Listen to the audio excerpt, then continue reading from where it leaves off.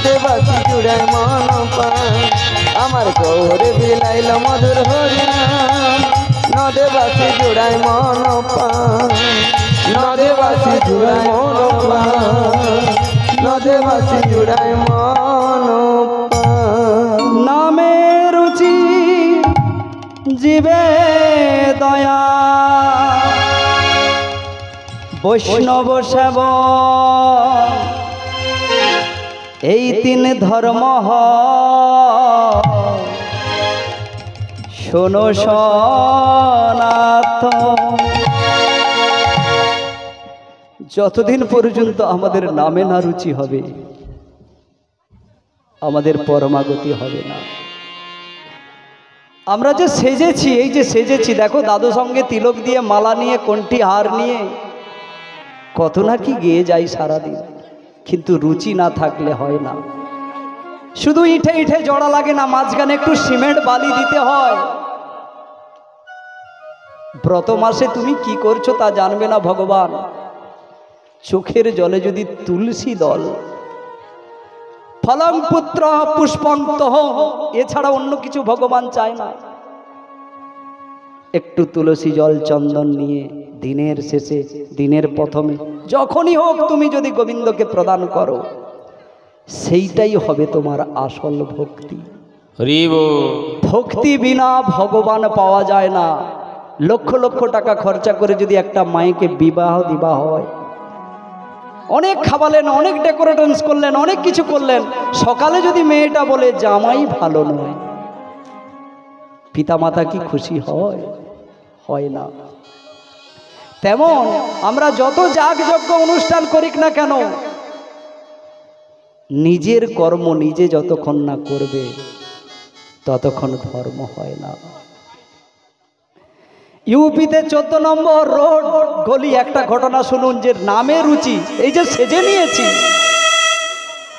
এই যে বৈষ্ণব সেজে নিয়েছি, আমরা তো বৈষ্ণব হতে পারি না, কিন্তু অনেক মা এর ভেতরে আছে, চোখের জলে নয়নের জলে চোখ ভাসিয়ে তুলসী দিয়ে গোবিন্দকে সেবা করে যাচ্ছে। এটাই তার আসল সেবা। কারণ একটা সংসারে থেকে মানুষ যদি হরিনাম করে, সে একটা 100 কেজি পাথরকে ঠেলে যেমন বাইরে বেরিয়ে আসতে যতটা তার ক্ষমতা লাগে, ওই সংসার জঙ্গলে থেকে যে মায়েরা হরিনাম করে ততটাই ক্ষমতা তার লাগে। তার জন্য সাজা লাগে না, তার জন্য আশ্রম লাগে না। তাই মা ইউপি 11 নম্বর নামে রুচি, একটু শুনুন। এক গলি, সেই গলিতে একটা আশ্রম, আশ্রমের এক প্রান্তে রয়েছে বড় অট্টালিকা শহর। আপনারা জানবেন সেই শহরগুলি এখনো আছে, ইউটিউবে সার্চ করলে পাবে। ধীরে ধীরে শহর জঙ্গল ঘিরে ফেলেছে আশ্রমকে। আশ্রমের ভেতরে এক গুরুদেব এক চেলা বাস করে, ঠিক এই আমার মতো সাজা, হাতে মালা ঝোলা সব কিছু নিয়ে সব সময় প্রার্থনা করে। কিন্তু মাগো, হরিনামে যে সবাই বেরিয়ে যাবে, হরিনামে যে সবাই একবারে উন্মুক্ত হবে, তার কোনো মানে নেই। আমার গোবিন্দ তো বলেছে, আমার মহাপ্রভু বলেছে কি, ঘরে থাকো বনে থাকো সদা হরি বলে ডাকো। তো ওই আশ্রমের পাশে একটা বেশ্যার বাড়ি। মাগো, বেশ্যাবৃত্তি কেউ এমনি করে না, বেশ্যাবৃত্তি কেউ এমনি করে না। বেশ্যা বলে মাকে অপমান করা হয় না। পতিটা হারা হয়ে গেল, নেশা করে মারা গেল। ঘরে একটা শিশু, সেই শিশুটাও রোগক্রান্ত। বুদ্ধ শাশুর শ্বশুরি, হিন্দি কোথায় বলছি কারণ ওটা হিন্দি প্রদেশের ঘটনা, শুনুন, বক্তমালে আছে। শ্বশুর শাশুড়িকে সেবা দিতে গিয়ে পেরে উঠে না, ছেলেটার রোগ আর সারে না। তাই বাজারে বাজারে ভিক্ষা করতে যায়, দোকানদারি পাটে গিয়ে ভিক্ষা করতে চায়। আর ভিক্ষা করতে চাইলে ভিক্ষা কেউ দেয় না। এ সমাজ এত গভীর, মা মায়েদের কোনো দোষ নেই। দ্রৌপদীর বস্ত্রহরণ ভারী সভাতে যেমন হয়েছিল, এই সমাজ সাহায্যের বদলে মায়ের বস্ত্রহরণটাই বেশি ভালোবাসে। নিরুপায় হয়ে ওই ভক্তিমতী মা যাকে কৃষ্ণ কৃপা করেছিল, আজ শুনুন কেন কৃপা করেছিল?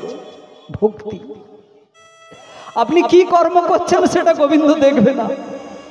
আপনি মাছ চাষ করছেন, আপনি মাছ কেটে খাচ্ছেন, আপনি হাড়ি মেথর মুচি যে কোনো কর্মে যে কোনো ধর্মে করুক না কেন, আমার গোবিন্দ শুধু জানে কি জানো, তোমার ভিতর ভক্তিটা আছে কেন।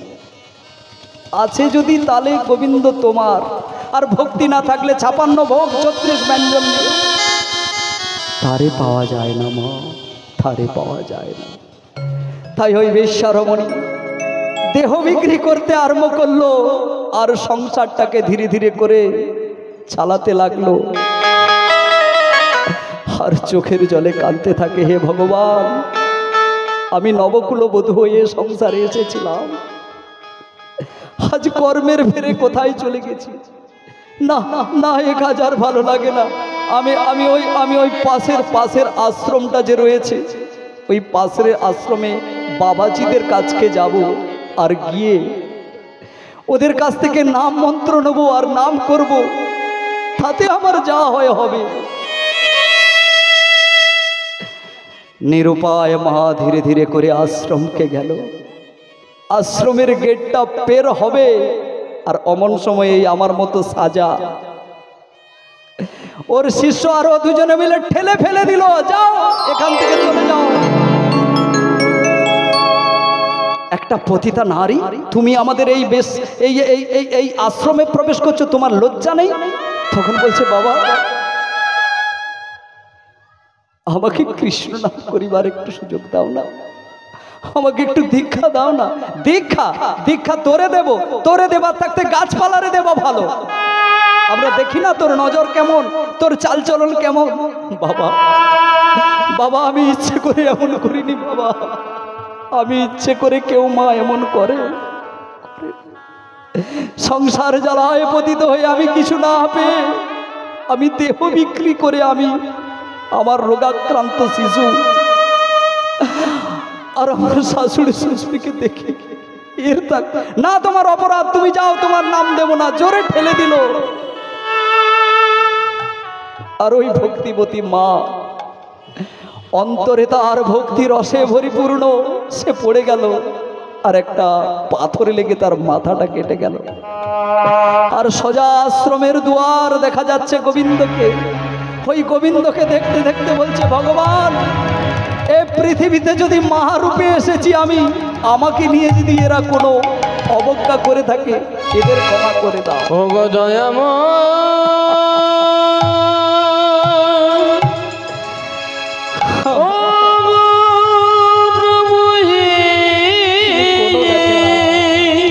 কোনো দেখে না, আমি অতি অভাজ।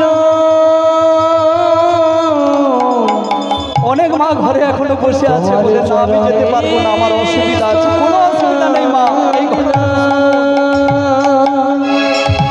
বেশ্যাটা চোখের জলে কাঁদতে কাঁদতে বাড়ি ফিরে এলো। আর এসে তার ঘরের ভেতর একটা কৃষ্ণ মুরারির পট রেখে তাতে তুলসী দিয়ে বলছে, কৃষ্ণ ছাড়া কে আছে আমার, এই বিশ্ব চরা চরে,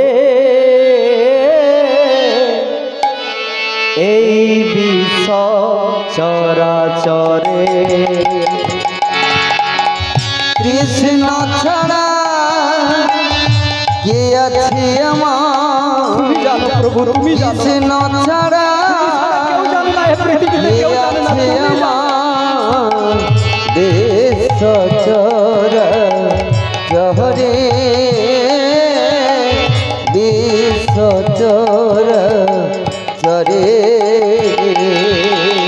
কৃষ্ণ ছাড়া কে আছে আমার, কৃষ্ণ ছাড়া কে আছে আমার এই বিশ্ব চরাচরে,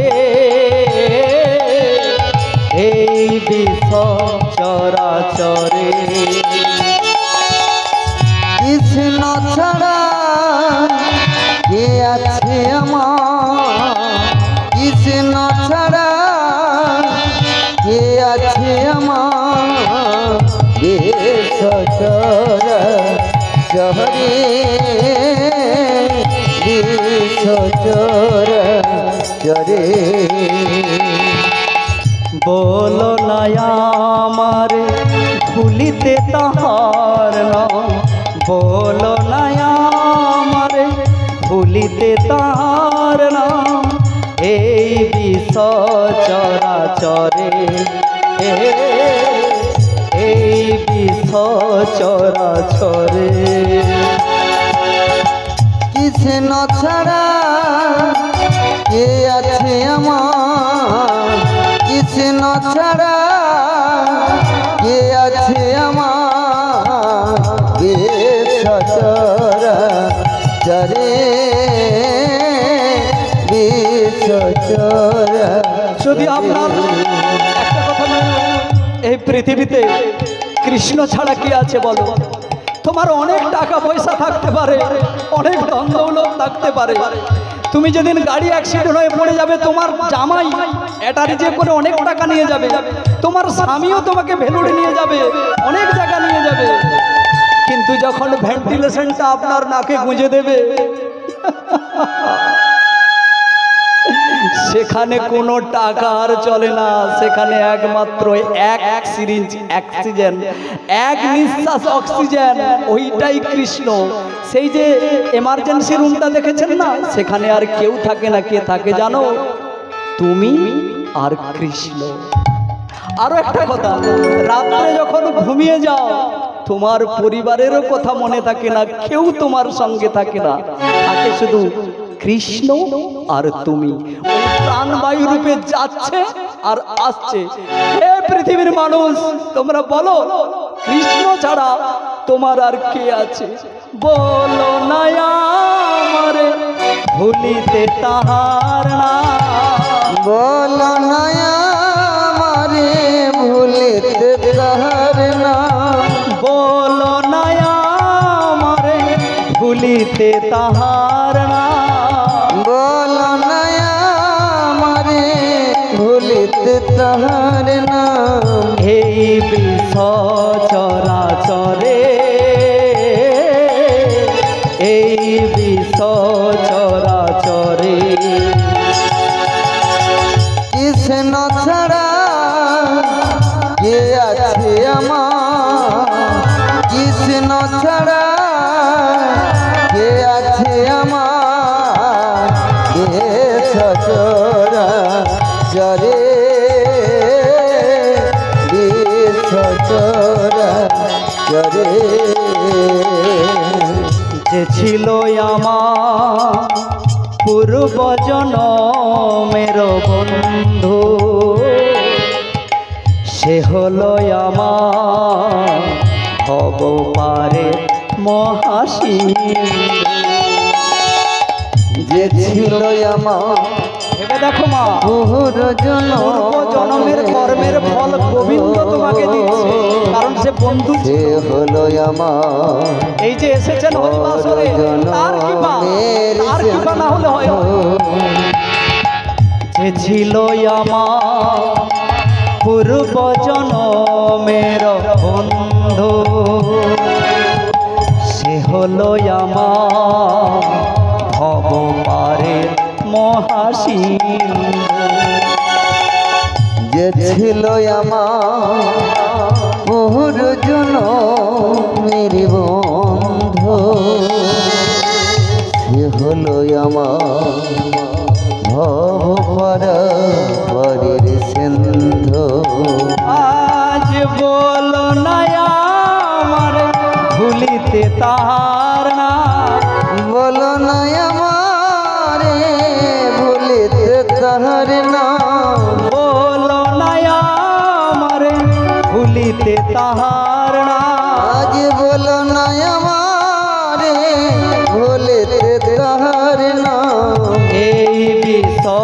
চরাচরে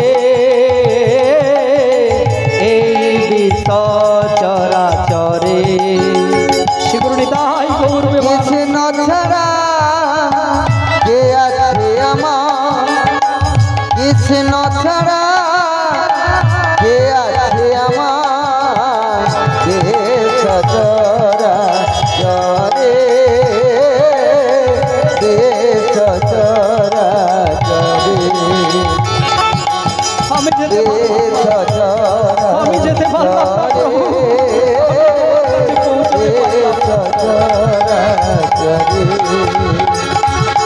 আমি পৌঁছাতে পারলাম না প্রভু।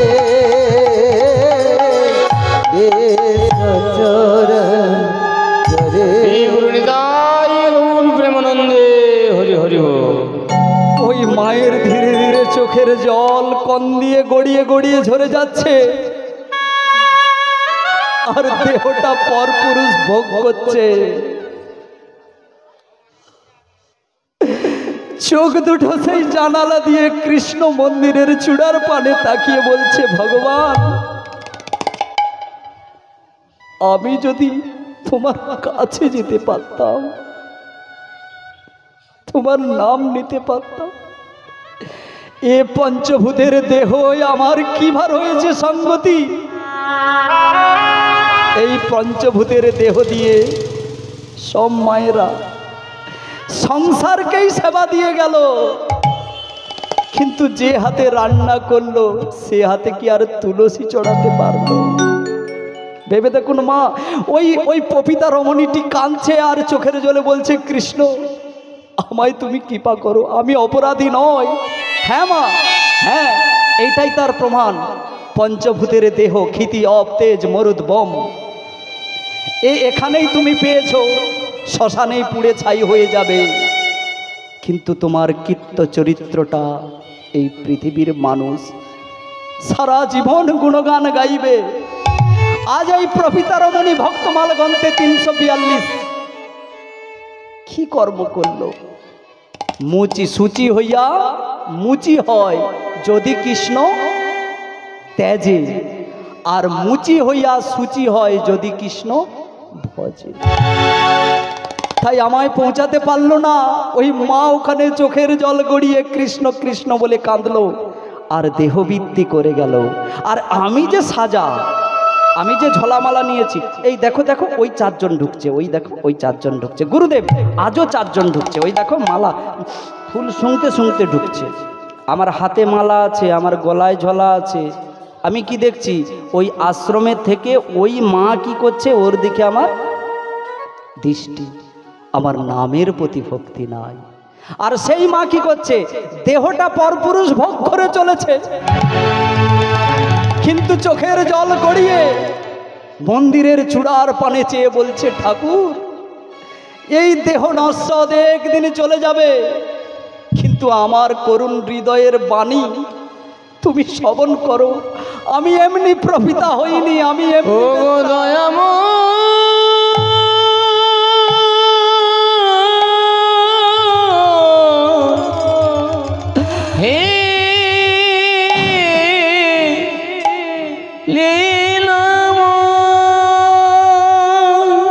আজ অনেক মা হরিনাম করতে চায়,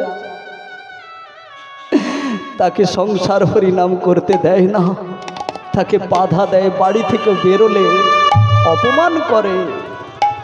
কিন্তু মা গো, মনে দুঃখ নেবেন না, তুলসী দল তুলে যে জল পৃথিবীতে কোথাও পাওয়া যায় না, তোমার ভিতরে আছে, সে হলো নয়ন জল। হরিব আর একটা তুলসী দল। হা কৃষ্ণ করুণার সিন্ধু, দীন বন্ধু তুমি আমার, জগতের পতি, গোপেশু গোপিকা কান্ত, রাধা কান্ত নমস্তুতে। এই কথাটা বলে যদি আপনি গৃহকর্মে ব্যস্ত থেকেও দিয়ে দেন, আজ ওই পপিতা রমণী এমন করতে করতে মারা গেল। আর ওই সাধু আর ওই তার চেলা দুজনে মেনে আজ ঠিক হয়েছে, ঠিক হয়েছে, ঠিক হয়েছে, বেশ্যাটার বেশ্যাটার মুখ সব সময় আমাদেরকে আশ্রম থেকে বেরোলে দেখতে হয়। আজ মরে গেছে, ভালো হয়েছে, ভালো হয়েছে। রাত্রে মেঘ গড়গড় করে সেজে উঠলো, আর বাজলা অন্ধকার হয়ে এলো। আর গুরু চেলায় দুজনে মিলে কি করেছে, বাইরে তুলসী রেখে, মন যার ভালো নয় তুলসীও তাকে মেনে নেবে না। হ্যাঁ, ওই প্রদক্ষিণ করে তুলসীকে রাখলো, আর হঠাৎ চচ্চড় করে বাজ পড়ে গেল। সঙ্গে সঙ্গে গুরু চেলা বল হরি বল হয়ে গেল। এইবারে চলছে দুজন, আর সেই মা চলছে। আর গিয়ে কোথায় চলেছে? আমাদের শেষকৃত্য কোথায় হয়? আমাদের শেষকৃত্য শ্মশান যাত্রা থেকে জমপুরিতে হয়। ওখানে গিয়ে কে কি কর্ম করেছে সেই কর্মের ভাগ অনুযায়ী তাকে ফল দেওয়া হয়। একধারে ওই পপিতা রমণীকে দাঁড়িয়েছে যমরাজের দ্বারে, আর একধারে এই গুরুচেলা দাঁড়িয়েছে। মাঝখানে যমরাজ বসে আছে। চিত্রগুপ্তকে বলছে, খাতা দেখো। বলে, হে যমরাজ, এরা চেলার গুরু হয়েছে বটে, ওই কার বৌমা কি কর্ম করে এই ছাড়া এরা আর কোনো কর্ম করে নাই। বলে, এরা যে আশ্রমে থাকছিল হরিনাম, বলে নাম কা বাস্তু, গেলেই কি করে মাতাজির কাছ থেকে ঝাড়তে হয় তার ব্যবস্থা তারা রেখেছে। বলে, এরা তবুও ঠিক ছিল, হরিনামের না করুক, এরা পাশে ছিল, তবু এরা উদ্ধার পেত।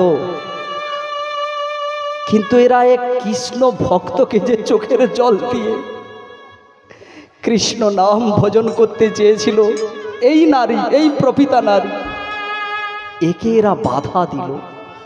এই বাধার জন্য এদের ষোলকলা পাপ পূর্ণ হলো।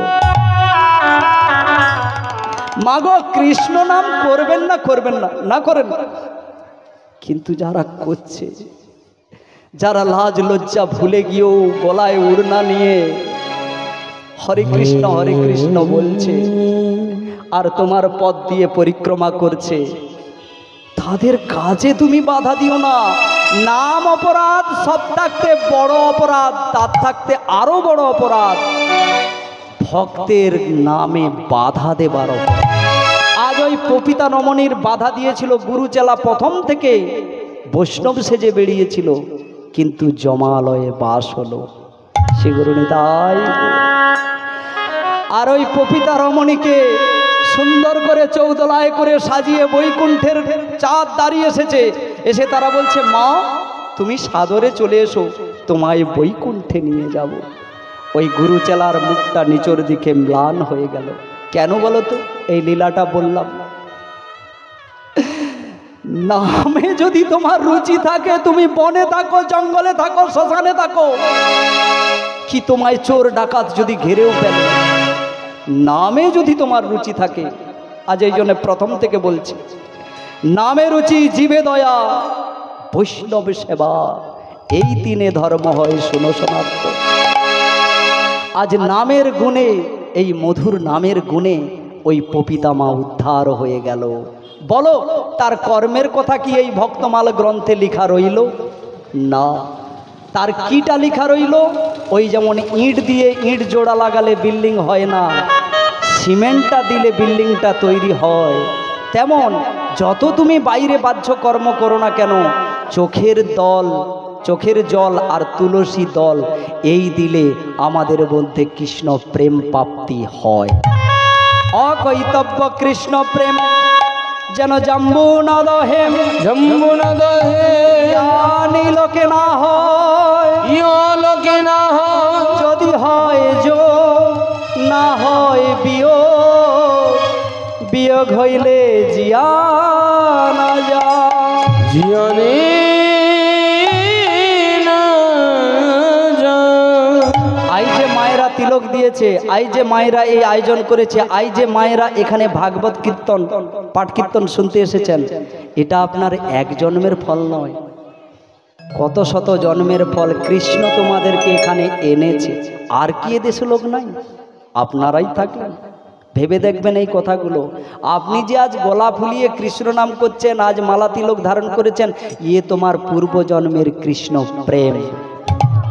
আজ আমরা কর্মদোষে সংসারে পড়ে আসছি, ফুল বেরোতে পাচ্ছি না, ঠিক কথা, কিন্তু তবুও তো আমরা ব্রত মাস এলে কৃষ্ণ কথাটা তো আমরা ছাড়ি না।